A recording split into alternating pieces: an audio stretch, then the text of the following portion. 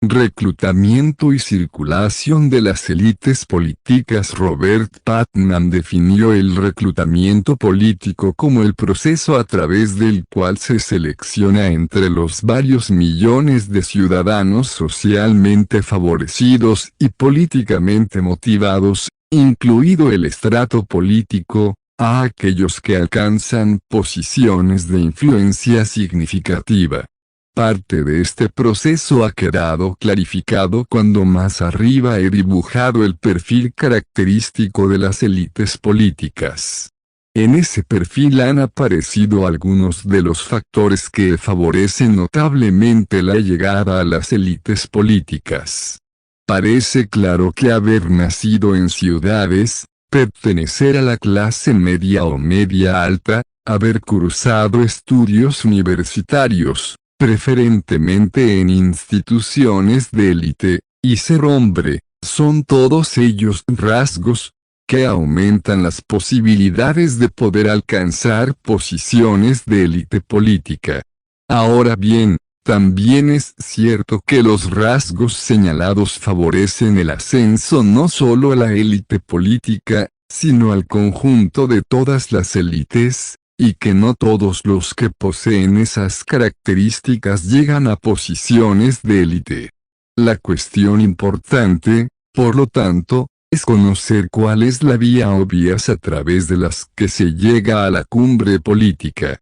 Pero para responder a este problema nos enfrentamos a los mismos deficiencias que observábamos a la hora de analizar el grado de profesionalización de la política. Son escasos los datos sobre los procesos de reclutamiento y las características de los itinerarios profesionales recorridos por los políticos en su camino hacia la élite. Existe, eso sí, un factor muy claro, la importancia central del partido político como canal de reclutamiento de las élites políticas. Para llegar a la élite política es necesario hacerlo de la mano de un partido político. Eso significa, en el caso de relación más estrecha, que se hace carrera política en el partido desde los inicios, es decir, comenzando como militante de base y ejerciendo cargos internos hasta alcanzar posiciones políticas elevadas, o significa, en el caso de relación menos estrecha, que se hace carrera profesional en cualquier profesión de prestigio y en un momento dado se es cooptado para el cargo político desde un partido político. Dado que se puede decir que la política, la democracia, o el Estado, son una política, una democracia o un Estado de partidos, también las élites políticas constituyen una cuestión de partidos.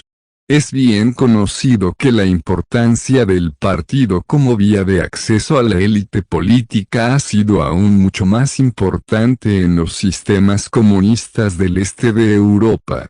En estos sistemas comunistas el partido ha sido la vía prácticamente exclusiva para acceder a la élite política.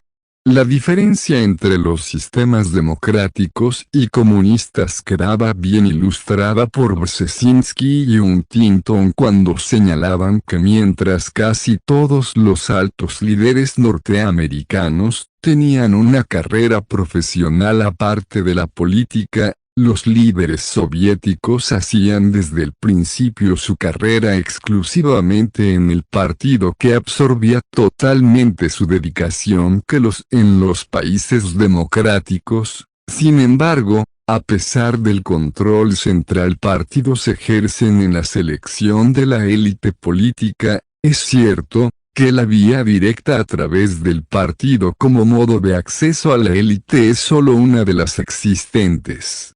Otro de los canales de gran importancia es el de la burocracia. Una proporción muy importante de la élite política procede del aparato burocrático del Estado.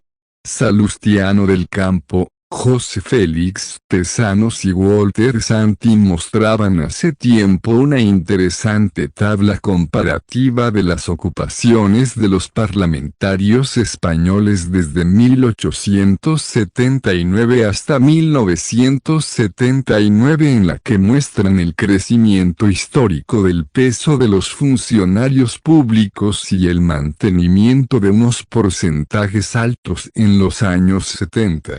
Mariano Baena del Alcázar y José María Madaria mostraban también la importancia de los cuerpos burocráticos del Estado en las Cortes de 1979, donde había 83 parlamentarios, que procedían de estos cuerpos. Además, existen otras instituciones sociales que pueden tener importancia como canales de reclutamiento de la élite política. En España se ha destacado desde hace tiempo el papel del Opus Dei como canal de acceso al conjunto de las élites y también a la élite política. La Iglesia en general ha tenido tradicionalmente influencia como canal de reclutamiento de la élite política, sobre todo en contextos políticos concretos como la dictadura franquista. Miguel Jerez hizo un interesante estudio sobre los centros de extracción política entre 1938 y 1957 en España, en el que mostró que los tres canales esenciales de acceso a la élite estatal en la España de ese periodo fueron el ejército, la falange y la Iglesia. En concreto, Jerez señaló que el canal de acceso a los altos cargos del aparato del Estado fue la falange en un 34,9% de los casos, el ejército en un 40,4% y la Iglesia en un 24,7%, 75%. Además de las organizaciones religiosas, hay que mencionar también entre los partidos de izquierda la importancia de los sindicatos como canales de llegada a la élite política. Morris y Lewandowski señalan no solo que la mayoría de los candidatos laboristas entrevistados en su estudio pensaban que el apoyo sindical podía ser un factor muy importante, a veces decisivo, para llegar a Westminster, sino que muestran también que los candidatos con apoyo sindical tienen más éxito en cualquiera de las etapas del proceso de reclutamiento del Partido Laborista. Sí, es interesante conocer cómo llegan los políticos a las posiciones de élite, como señaló Putnam, también es importante saber cómo dejan esas posiciones y cuándo. Este autor señalaba que la renovación alta de élite se asocia a periodos de crisis y la baja renovación está asociada a la estabilidad institucional.